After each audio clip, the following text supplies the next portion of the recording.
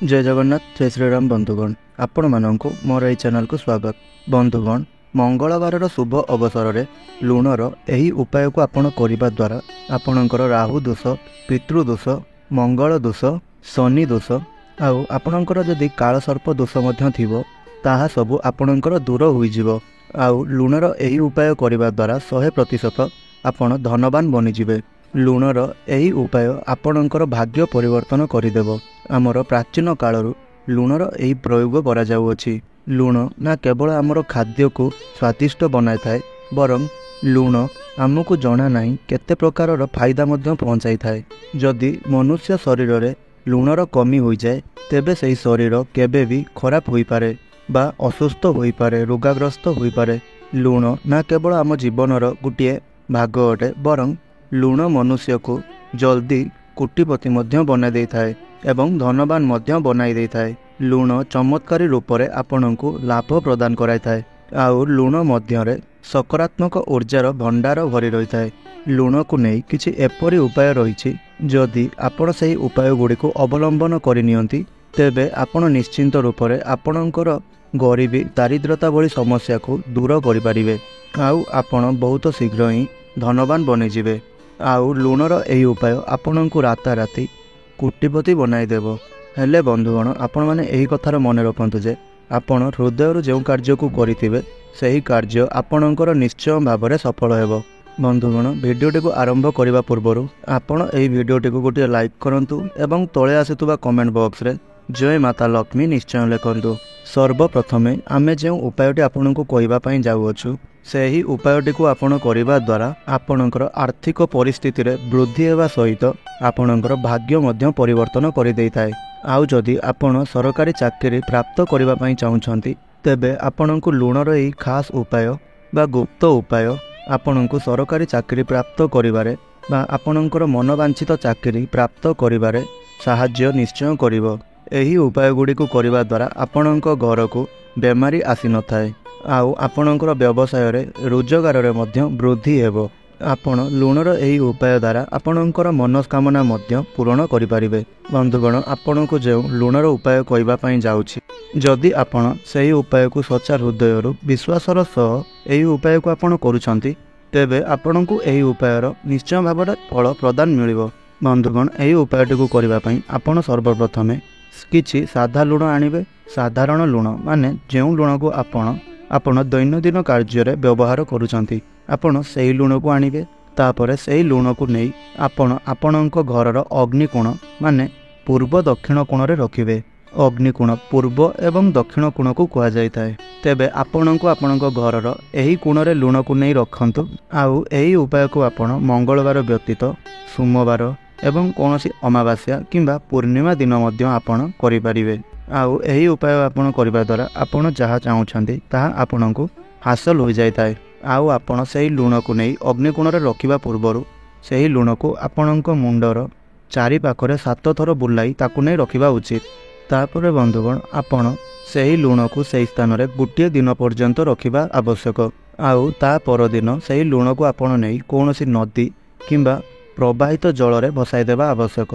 जहा द्वारा आपणकर सही लुण सहित आपणक जीवन में चलीथिबा समस्या दुख कष्ट जहाँ भी किसी असुविधा सब चलीथिला ताहा आपणक जीवनरू दूर होइजिवो। आउ आपणको आपणकर प्रत्येक कार्य रे सफलता मिलिबा सहित आपणकर समस्त बाधाविघ्न असुविधा गुड़िक एवं रोग समस्या इत्यादि आउ आपणकर जॉब रे बा चाकरी रे कौनसी प्रकार बाधा किंबा आपणकर परिवार को नहीं कौनसी प्रकार असुविधा आउ आपण करजरे डूबिबा भली समस्या गुड़िक मध्य आपणक जीवनरू दूरेई जीवो। आउ एहा द्वारा आपणक जीवन रे एक सकारात्मक ऊर्जार संचार हेबो। आउ एही कथार मध्य आपण माने ध्यान रे रखंतु जे आपण एही उपायटी को करिबा परे काहारिंकु एही उपाय संपर्क रे आपण जमारू भी कहिबे नाही किंबा आपण एही उपाय करिबा समय रे जेपरि आपण को केही न देखि पारंती। तो बंधुगण वर्तमान चलंतु जानिबा लुणर द्वितीय उपाय संपर्क रे। तो बंधुगण द्वितीय उपायटी है आपण कौनसी दिन ताहा सोमवार दिन हो किंबा मंगलवार दिन हो किंबा सप्ताह जेकोसी भी दिन हो आपण एही उपायटी को कौनसी अवस्था रे मध्य करि परिबे। आउ आपण एही उपाय को अवलंबन करने द्वारा यह ଆପଣଙ୍କୁ ତୁରନ୍ତ ହିଁ ଫଳ ପ୍ରଦାନ କରାଇଥାଏ। ଆଉ ଏହି ଉପାୟ ଦ୍ୱାରା ଆପଣଙ୍କର ମନରେ ଥିବା ସମସ୍ତ ଇଚ୍ଛା ମଧ୍ୟ ପୂରଣ ହୋଇଥାଏ। ତାହା ଆପଣଙ୍କର ଯେକୌଣସି ବି ଇଚ୍ଛା ହେଉନା କାହିଁକି ଏହି ଉପାୟରେ ଏତେ ଶକ୍ତି ଥାଏ ଯେ ତାହା ଆପଣଙ୍କର ସମସ୍ତ ଇଚ୍ଛାକୁ ପୂରଣ କରିଥାଏ। ତ ବନ୍ଧୁଗଣ, ଆପଣଙ୍କୁ ଏହି ଉପାୟଟି କରିବା ପାଇଁ ଏହି ସବୁ ସାମଗ୍ରୀ ଗୁଡ଼ିକର ଆବଶ୍ୟକ ପଡ଼ିବ। ତ ସେହି ସାମଗ୍ରୀ ଗୁଡ଼ିକର ନାମ ହେଲା 100 ଗ୍ରାମ ଡାଲି, ଆଉ 50 ଗ୍ରାମର ଚାଉଳ, ଆଉ 50 ଗ୍ରାମର ନାଲି ଶୁଖିଲା ଲଙ୍କା, ଗୋଟିଏ ପକେଟ୍ ଲୁଣ, 100 ଗ୍ରାମ ସୋରିଷର ତେଲ, ଆଉ ଗୋଟିଏ ପାଣିର ବୋତଲ। ଏହି ସମସ୍ତ ସାମଗ୍ରୀକୁ ଆପଣ ଏକତ୍ରିତ କରିନେବେ। ଆଉ ଏହି ସବୁ ଜିନିଷକୁ ଆପଣ ନେଇ ଆପଣଙ୍କର ଘର ପାଖରେ ଥିବା କୌଣସି ଏକ ମନ୍ଦିରକୁ ଯାଆନ୍ତୁ ଏବଂ ସେଠାରେ ବସିଥିବା ଭିକାରୀ କିମ୍ବା କୌଣସି ଗରିବ ଲୋକଙ୍କୁ ଏହି ଜିନିଷ ଗୁଡ଼ିକ ଦାନରେ ଦିଅନ୍ତୁ। ଆଉ ଏହାକୁ ଆପଣ ଦାନରେ ଦେଇସାରିବା ପରେ ଆପଣ ସେଠାରୁ ଚୁପଚାପ ନିଜର ଘରକୁ ଫେରି ଆସନ୍ତୁ। ଆପଣ ଏହି ଉପାୟଟିକୁ କରିବା ଦ୍ୱାରା ଆପଣ ଏହା ଦେଖିବେ ଯେ ଆପଣଙ୍କର ଭାଗ୍ୟ ଉଦୟ ହୋଇଯିବ। ଆଉ ଆପଣଙ୍କର ଚାକିରି କିମ୍ବା ବେପାରରେ ମା ଲକ୍ଷ୍ମୀଙ୍କର ମଧ୍ୟ ଆଗମନ ହେବ, ଯାହାଦ୍ୱାରା ଆପଣଙ୍କ ମୁଖରେ ସଦାସର୍ବଦା ହସ ଫୁଟି ଉଠିବ। ଆଉ ଭଗବାନ ଶନିଙ୍କର କୃପା ଦୃଷ୍ଟି ଆପଣଙ୍କ ଉପରେ ସଦାସର୍ବଦା ରହିବ। ଏହା ସହିତ ମଧ୍ୟ ଆପଣଙ୍କର ବୃହସ୍ପତି ଗ୍ରହ ମଧ୍ୟ ମଜବୁତ ବନିଯିବେ। ଆଉ ଏହି ଉପାୟ ଦ୍ୱାରା ମଧ୍ୟ ଆପଣଙ୍କର ଶୁକ୍ର ଗ୍ରହ ମଧ୍ୟ ମଜବୁତ ହୋଇଯାଆନ୍ତି। ବନ୍ଧୁଗଣ, ଏହି ଉପାୟ ଗୁଡ଼ିକ ଆପଣଙ୍କୁ ଏତେ ସାରା ଲାଭ ହାସିଲ କରାଇବ ଯେ ଯାହାର ଆପଣମାନେ କଳ୍ପନା ମଧ୍ୟ କରିପାରିବେ ନାହିଁ। ଆପଣଙ୍କର ଯେତେ ବଡ଼ ବଡ଼ ବି ସମସ୍ୟା ଥାଉ ନା କାହିଁକି, ଆପଣ ଏହି ଛୋଟ ଛୋଟ ଉପାୟକୁ କରିବା ଦ୍ୱାରା ତାହା ଆପଣଙ୍କର କମି ଯାଇଥାଏ। ଆଉ ଆପଣମାନେ ମଧ୍ୟ ଏହି କଥାର ଧ୍ୟାନ ରଖନ୍ତୁ ଯେ ଆପଣ ଏହି ଉପାୟ ଗୁଡ଼ିକ କରିବା ସମୟରେ ଏହା ସମ୍ପର୍କରେ ଆପଣ କାହାକୁ ବି କହିବେ ନାହିଁ। ଆଉ ଯେତେବେଳେ ବି କରିବେ ଆପଣ ସମ୍ପୂର୍ଣ୍ଣ ରୂପରେ ଚୁପଚାପ ରହି ଏହି ଉପାୟ ଗୁଡ଼ିକୁ କରନ୍ତୁ। ଆଉ ଆପଣ ଏହି ସମସ୍ତ ସାମଗ୍ରୀ ମଧ୍ୟରୁ କୌଣସି ଗୋଟିଏ ସାମଗ୍ରୀ ମଧ୍ୟ ଛାଡ଼ିବେ ନାହିଁ। ଯାହା ବି ଭିଡ଼ିଓରେ କୁହାଯାଇଛି ସମସ୍ତ ସାମଗ୍ରୀ ଆଣି ତାକୁ କୌଣସି ଗରିବ କିମ୍ବା ଭିକାରୀଙ୍କୁ ଦାନରେ ଦେଇଦେବେ। ଏହାଦ୍ୱାରା ଆପଣଙ୍କର କଦାପି ଅମଙ୍ଗଳ ହେବ ନାହିଁ। ଆଉ ଆପଣ ଯେଉଁ କାର୍ଯ୍ୟରେ ବି ହାତ ଲଗାଇବେ ସେହି କାର୍ଯ୍ୟ ଗୁଡ଼ିକ ଆପଣଙ୍କର ନିଶ୍ଚୟ ରୂପରେ ସଫଳ ହୋଇଯିବ। ଆଉ ଆପଣଙ୍କ ଜୀବନରେ ଯଦି କରଜ ସମସ୍ୟା ଥାଏ ତାହା ମଧ୍ୟ ଆପଣଙ୍କର ଦୂର ହୋଇଯିବ। ଆଉ ଏପରି ମଧ୍ୟ ମାନାଯାଏ ଯେ ଯଦି ଆପଣଙ୍କ ହାତରୁ ଲୁଣ ଗଡ଼ି ପଡ଼େ ବା ଆପଣଙ୍କ ହାତରୁ ଲୁଣ ତଳେ ପଡ଼ିଯାଏ ତେବେ ଏହି ସଂକେତକୁ ଅଶୁଭ ସଂକେତ ବୋଲି ମାନାଯାଇଥାଏ। ଜ୍ୟୋତିଷ ଶାସ୍ତ୍ର ଅନୁସାରେ ଲୁଣକୁ ଚନ୍ଦ୍ର ଏବଂ ଶୁକ୍ରଙ୍କର ପ୍ରତିନିଧି ଭାବରେ ମାନାଯାଏ। ଆଉ ଆପଣ ଯଦି ଲୁଣକୁ କୌଣସି ଷ୍ଟିଲ୍ କିମ୍ବା ଲୁହାର ବାସନରେ ରଖୁଛନ୍ତି କିମ୍ବା ଲୁହାର ଡବାରେ ରଖୁଛନ୍ତି ତେବେ ଏହା ଚନ୍ଦ୍ର ଏବଂ ଶନିଙ୍କର ମିଳନ ହୋଇଥାଏ, ଯାହାକି ବହୁତ ଅଧିକ ଘାତକ ସାବ୍ୟସ୍ତ ହୋଇଥାଏ। ଆଉ ଏହାର ଫଳସ୍ୱରୂପ ଆପଣଙ୍କ ଗୃହରେ ରୋଗ ଏବଂ ଶୁକର ବାତାବରଣ ଖେଳି ଯାଇଥାଏ। ଆଉ ମଧ୍ୟ ଏହା ସହିତ ଆପଣ ଲୁଣକୁ ପ୍ଲାଷ୍ଟିକର ପାତ୍ରରେ ମଧ୍ୟ ରଖିବା ଉଚିତ ହୋଇନଥାଏ।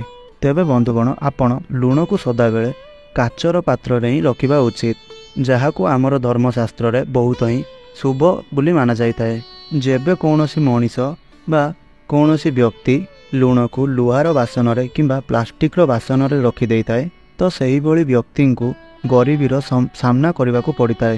ଆଉ ସେହି ବ୍ୟକ୍ତିର କୁଣ୍ଡଳୀରେ ଚନ୍ଦ୍ର ଏବଂ ଶନିଙ୍କର ସ୍ଥିତି ଖରାପ ହୋଇଯାଇଥାଏ। ବନ୍ଧୁଗଣ, ଯଦି ଆପଣ ପ୍ରସ୍ତୁତ କରିଥିବା ଖାଦ୍ୟରେ ଲୁଣ କମ୍ ହୋଇଯାଏ ତେବେ ଆପଣ ସେହିଭଳି ପରିସ୍ଥିତିରେ ଆପଣ ଆପଣଙ୍କ ହାତରେ ଅଳ୍ପ କିଛି ଲୁଣ ନେଇ ଆପଣ ଆପଣଙ୍କର ଭୋଜନରେ ପକାଇଥାନ୍ତି। ଆଉ ଯେଉଁ ଲୁଣ ଗୁଡ଼ିକ ବଳି ପଡ଼ିଲା ତାହାକୁ ଆପଣ ସେହିଠାରେ ତଳେ ଫୋପାଡ଼ି ଦେଇଥାନ୍ତି, ଯାହାକି ବହୁତ ହିଁ ଅଶୁଭ ହୋଇଥାଏ। ଆପଣ ଏହି କଥାର ଧ୍ୟାନ ରଖନ୍ତୁ ବା ମନେ ରଖନ୍ତୁ, ଲୁଣ ତଳେ ପଡ଼ିବା ଏହାକୁ ଶୁଭ ବୋଲି ମାନାଯାଇ ନଥାଏ। ଆଉ ବହୁତ ସ୍ଥାନରେ ମଧ୍ୟ ଏହାକୁ ବଡ଼ ଅଶୁଭ ବୋଲି ମାନାଯାଇଥାଏ। ଆପଣ ଯଦି ଲୁଣକୁ ତଳେ ପକାଉଛନ୍ତି ତେବେ ଆପଣଙ୍କର କୁଣ୍ଡଳୀରେ ଚନ୍ଦ୍ର ଏବଂ ଶୁକ୍ରଙ୍କର ସ୍ଥିତି ବହୁତ ହିଁ କମଜୋର ହୋଇଯାଇଥାଏ, ଯେଉଁ କାରଣରୁ ଆପଣଙ୍କ ଭାଗ୍ୟରେ ଦେବୀ ଲକ୍ଷ୍ମୀ ମଧ୍ୟ ଆପଣଙ୍କର ସାଥ ଛାଡ଼ି ଦେଇଥାନ୍ତି, ଯାହାଦ୍ୱାରା ଆପଣଙ୍କୁ ଅନେକ ପ୍ରକାରର ସମସ୍ୟା ଯଥା ଆର୍ଥିକ ସମସ୍ୟା, ଗରିବୀ ଭଳି ସମସ୍ୟା, ଧାର କରଜ ଭଳି ସମସ୍ୟା ଦେଖାଦେଇଥାଏ। ଏଥିପାଇଁ ଆପଣ ଲୁଣକୁ ତଳେ ପକାନ୍ତୁ ନାହିଁ। ଯେତିକି ଆପଣଙ୍କର ଆବଶ୍ୟକ ସେତିକି ଲୁଣର ବ୍ୟବହାର କରନ୍ତୁ। ଆଉ ଗୋଟିଏ କଥାର ମଧ୍ୟ ଆପଣ ଧ୍ୟାନ ରଖନ୍ତୁ, କେବେ ବି ଆପଣ ନିଜ ଘରର ଲୁଣ କାହାକୁ ଧାରରେ ଦେବେ ନାହିଁ କିମ୍ବା କାହାଠାରୁ ମଧ୍ୟ ଆପଣ ଲୁଣ କେବେ ବି ଧାରରେ ଆଣିବେ ନାହିଁ। ଆଉ ଯଦି ଆପଣ ଏପରି କରୁଛନ୍ତି ତେବେ ଆପଣଙ୍କର ଘରେ କରଜ ଭଳି ସମସ୍ୟା ଦେଖାଦେଇଥାଏ ଆଉ ଆପଣଙ୍କ ଗୃହର ଋଣର ଭାର ବୃଦ୍ଧି ପାଇଥାଏ। ତେବେ ଏଥିରୁ ବଞ୍ଚିବା ପାଇଁ ଆପଣ ସଦାବେଳେ ଲୁଣକୁ निज अर्थरे बा निज धनरे ही किणतु केबे काहाठारु मागी करी खाआंतु नाही। आउ आपण निजे लुण किणिकरी खाइबा द्वारा बा आपणक कार्य व्यवहार करने द्वारा आपणकर कुंडली रे चंद्र एवं शनि मजबूत होइतांती। आउ जदि आपण भूल रे भी कहार लुण खाई करी भूली जाइछंती तेबे मध्य आपणको प्रभु शनिदेवंकर प्रकोपर सामना करने को पड़ी थाए। बंधुगण आउ मध्य आम शास्त्र अनुसार संध्या समय केबे भी कहा पाखरु लुण आनिबा उचित होई न थाए आउ ना ही देबा उचित होई थाए। जेतेबेले आपण लुण संध्या समय रे आउ काहाकू देई दउछंती तेबे सही समय रे सही लुण सहित आपणक गृहर सुख समृद्धि सहित आपणक गृहर लक्ष्मी मध्य चली जाइतांती। आउ आपणक सहित मध्य जो व्यक्ति आपणक ठारू लुण नहीं थांती से मध्य बर्बाद हो जाइतांती। एही कारणरू संध्या समय रे केबे भी कौनसी लोकंक पाखरु लुण नेबा उचित होई न थाए।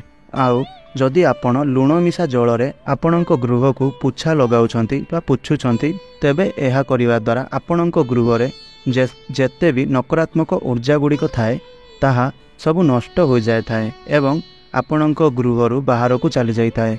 आउ आपणक पक्षे जदि संभव हुए तेबे आपण एही कार्य को सप्ताह रे 2-3 थर निश्चय भाव में करिपारिबे। हेले एही कथार ध्यान रखिबे आपण लुण मिशा पानी रे केबे भी 2 प्रहर रे घर को पुछिबे नाही। 2 प्रहर रे जो व्यक्ति निजर गृह को सफा करिताए सेतेबेले सेही गृह रे माँ लक्ष्मींकर नुहे अलक्ष्मींकर बास हो जाए। माँ लक्ष्मींकर बास सेही गृह रे होइताए जो गृहर सफा बा परिष्कार परिच्छन्नता सकाळ समय रे होइताए। हेले शास्त्र अनुसार यह कहा जाए जे सूर्य उदय हेबा पूर्वरु आपण निजर गृहर मुख्य द्वार को खोली नेबा आवश्यक नचेत आपणक गृह रे माँ लक्ष्मी प्रवेश करिपारि नथांती। आउ से आपणक गृह को आसी आपणक गृहर मुख्य द्वार सम्मुखरु फेरी जाइतांती। आउ माता लक्ष्मी सेही गृह को चली जाइतांती जो गृह सकाळर सूर्य उदय पूर्वरु तार मुख्य द्वार खोली थाए एवं सेही गृह को परिष्कार परिच्छन्न करिथाए। एही कारणरू आपण सकाळु सकाळु आपणकर गृह को सफा सुतरा एवं परिष्कार निश्चय करंतु एवं आपणक गृहर मुख्य द्वार अवश्य खुला रखंतु। तेबे बंधुगण आउ गोटे उपाय आपणको कहि रखुछु जो उपाय को आपण करिबा द्वारा आपणक गृह उपरे जदि कहार भी खराब नजर किंबा कला जादू किंबा कौनसी प्रकार नकारात्मक शक्तिर जदि बास होइथाए तेबे ताहा आपणक गृहरु दूर हो जाइथाए। तेबे बंधुगण आपण माने सही उपायटी को करिबा पई कोन करिवे ना आपण जो साधारण लुण आपणकर दैनिक कार्य रे व्यवहार करूछंती आपण सही लुणरु मुठाए आनिबे एवं ता सहित आपण मुठाए अटा आनिबे आउ 7टी नाली लंका आनिबे आउ गोटे छोट खंड कोइलाटीए आनिबे आउ गोटे चुटकी किंबा अल्प हलदी आनिबे। तापर आपण एही सबु जिनिस को गोटे कागज रे पुटुली टाइप रो प्रस्तुत करी सही पुटुली को आपणकर घर चारिकड़ बुलाई आनिबे। आउ जो व्यक्ति सही पुटुली को बुलाई सारिबा परे से निजर मुंड चारिपटे सही पुटुली को 7 थर बुलाई आनिबे। एतिकी कार्य आपण करि सारिबा परे आपण सही पुटुली को चुपचाप अग्नि रे जलाई देबे। एहाकू करिबा द्वारा आपणक गृहर समस्त नकारात्मक ऊर्जा कला जादू एवं नकारात्मक शक्ति गुड़िक आपणक गृहरु दूर हेबा सहित आउ केबे भी प्रवेश करि न थाए आउ आपणक गृहरु समस्त नजर दोष दूर हो जाइए। तेबे बंधुगण यह थिला मंगलवार दिन को नहीं लुणर किछि खास उपाय जहाकू आपण करिबा द्वारा आपणक गृहर उन्नति हेबा सहित आपणक गृहर समृद्धि मध्य होइथाए। तेबे बंधुगण आपण माननकु गोटे अनुरोध जदि आपण माननकु भिडियोटी टिके भी भल लागिथाए तेबे भिडियोटी को आपण माने निश्चिंत गोटे लाइक करंतु एवं तले आसुतबा कमेंट बॉक्स रे जय माँ लक्ष्मी निश्चय लिखंतु आउ एही भिडियोटी को आपण निश्चय भाव में शेयर करंतु। तेबे आपण आमर एही भिडियोटी को शेष पर्यंत देखिथिबारु आपनकु बहुत बहुत धन्यवाद। जय श्रीराम, जय जगन्नाथ।